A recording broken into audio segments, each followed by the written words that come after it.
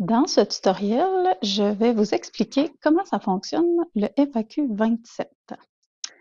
On va commencer par lire un petit peu le contrat, puis l'avenant, et ensuite on va donner des exemples. Donc, il s'appelle Formulaire d'avenant du Québec FAQ 27. C'est une responsabilité civile, donc c'est un prolongement du chapitre A du contrat d'assurance FPQ1 qui va payer pour les dommages causés. Et là, j'ai pris une autre couleur pour vraiment que ça ressorte plus facilement. Donc, on paye les dommages causés à des véhicules dont l'assuré désigné n'est pas propriétaire. En gros, on paye pour des dommages causés à des véhicules empruntés. J'ai fait un petit exemple ici. Karine emprunte une voiture. Son FAQ 27 peut payer pour les dommages à la voiture. Dommages causés au véhicule seulement. Cet FAQ peut aussi être prioritaire au choix de l'assuré. Et ça, c'est particulier parce que dans d'autres situations, c'est toujours le contrat du propriétaire du véhicule qui va s'appliquer en premier. Par contre, au niveau du FAQ 27, on peut faire un ou l'autre. C'est au choix des personnes, là, de la personne qui a emprunté puis du propriétaire du véhicule. On peut se référer au bulletin Affaires techniques du groupement des assureurs automobiles, qui est paru quand même le 15 mars 2002, donc ça fait longtemps. Donc, on se fie sur ce bulletin technique pour déterminer que oui, cet avenant-là peut être utilisé en priorité, mais pas tout le temps. Il y a un petit cas d'exception qu'on pourra regarder aussi. Donc, le contrat d'assurance automobile ne prévoit aucun ordre de priorité entre l'avenant 27, contracté par le locataire ou l'emprunteur, et le contrat d'assurance automobile du propriétaire. Donc, on prend le contrat qu'on veut, c'est vraiment comme ça qu'il faut fonctionner au niveau des règlements. La petite exception, c'est un cas de convention d'indemnisation directe.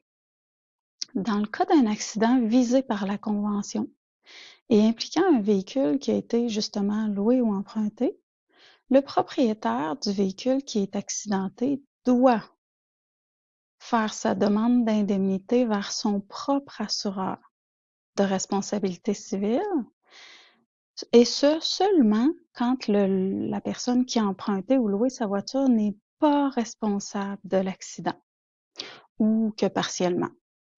Donc, ce qu'on veut dire ici, c'est que si la personne qui a emprunté la voiture a eu une collision avec un autre véhicule au Québec, la convention s'applique, et qu'elle est non responsable, elle ne pourra pas décider de prendre son avenant 27.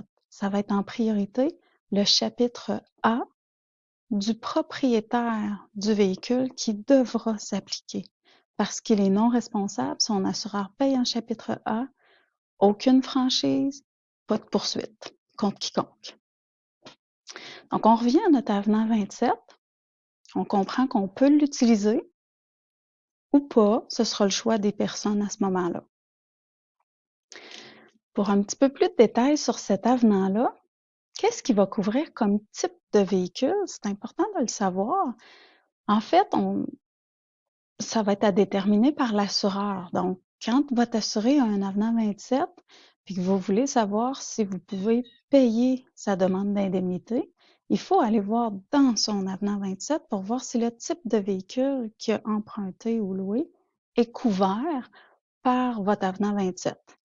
Donc, sur la petite ligne ici, ça pourrait être écrit quelque chose comme voiture de tourisme, roulotte, des choses comme ça, remorque à usage commercial, des choses comme ça. Donc, l'avenant 27 peut vraiment être modulé au goût de l'assureur lui-même, dans le fond. Qui va être assuré par l'avenant 27? On l'a ici dans la section Personnes assurées. Donc, l'assuré désigné est couvert par l'avenant 27.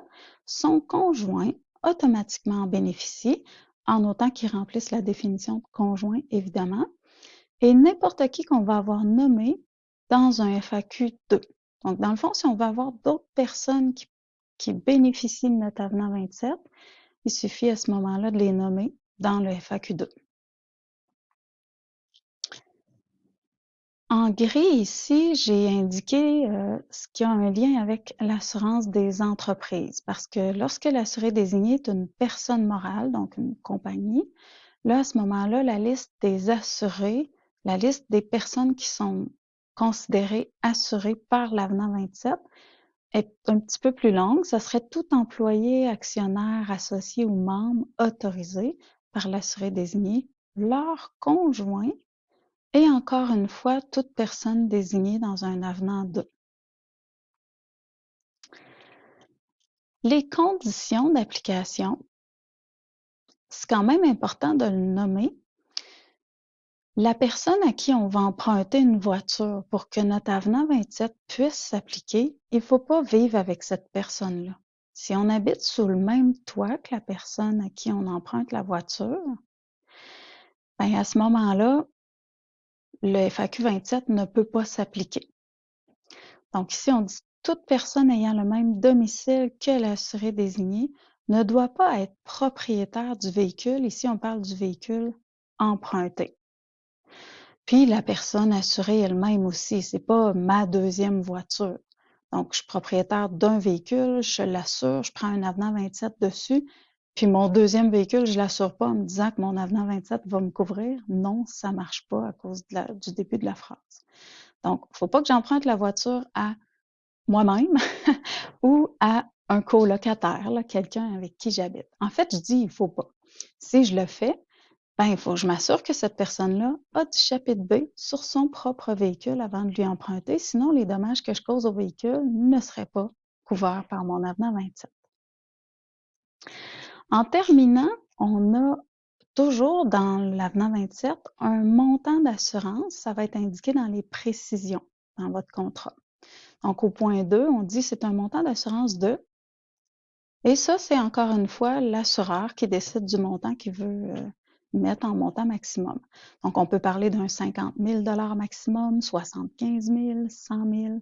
Donc, encore une fois, l'expert en sinistre doit aller voir le montant dans l'avenant avant de faire son règlement pour être sûr qu'on ne dépasse pas le montant. En assurance des entreprises, c'est certain que ce montant-là va être beaucoup plus élevé qu'en assurance des particuliers. Par contre, il faut savoir que les avenants 27 en assurance des particuliers coûtent très peu cher, alors que les avenants 27 en assurance des entreprises vont coûter plus cher. Ça va être modulé en fonction du type d'entreprise, dans le fond, puis du montant qu'on va indiquer aussi sur la ligne ici et du type de véhicules qui vont être couverts par l'avenant 27. Donc, ça fait le tour pour cet avenant-là.